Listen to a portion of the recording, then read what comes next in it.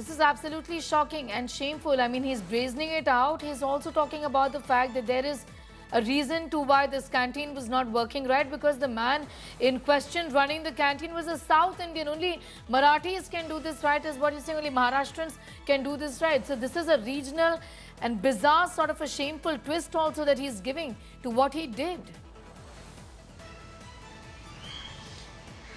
In fact, certainly what he's saying, again reiterating, is that he will beat up if he's not getting good food. And the worst is when we spoke to his followers. There were a lot of Shiv Sena party workers there as well. We spoke to them, and they also said that probably he should not have beaten, but the food quality. If someone gets a bad quality food, then what should one do? That's the kind of question that even the Shiv Sainiks across his supporters have been saying. But then certainly, the Maharashtra government, as we saw yesterday, Devendra Fadnavis himself had reacted to it and said that this beating up should not have happened. But even then, has there been an FIR registered against this beating up? No complaint has been registered. The Mumbai police has not even taken a suo motu cognizance of this.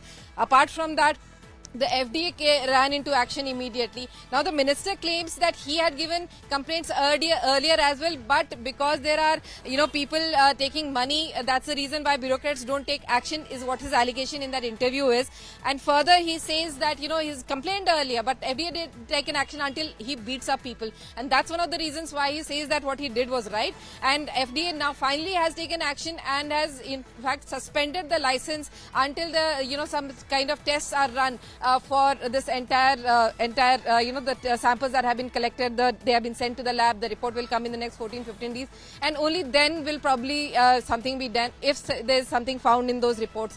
So we'll really have to see what really happens a fortnight later. But then as of now, yes, the license of that entire eatery has been suspended. It's closed for now.